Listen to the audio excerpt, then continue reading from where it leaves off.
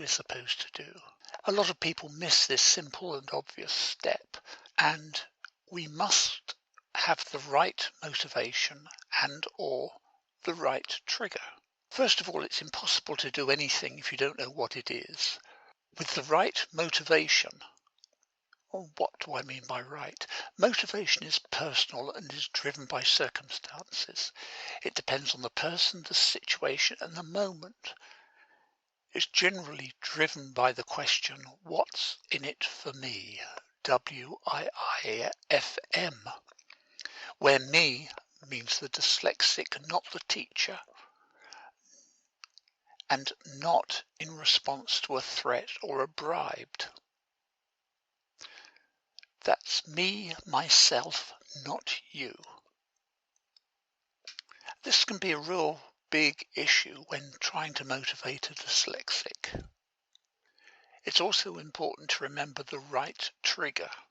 This may or may not be necessary. For me, it was being downsized and needing a reliable source of income. Some years ago, I needed to create a bibliography of my published works. My first published material dated from 1975, when I was 26 years old. That is probably a long time to be first published and begs several questions. Why did it take so long? What started my writing career? And why did I continue to write? Why did it take so long, and why did I write?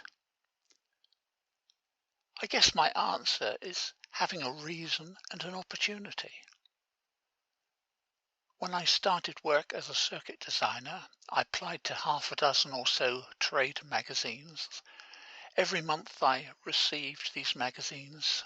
Several of them included circuit ideas, and I noticed that a few names appeared regularly, and the circuits I routinely created were on a par, complexity and originality, with the ones that got published. At that time, the magazine paid between $50 and $100 for each circuit they published, and in the 70s, that's what I earned in a month.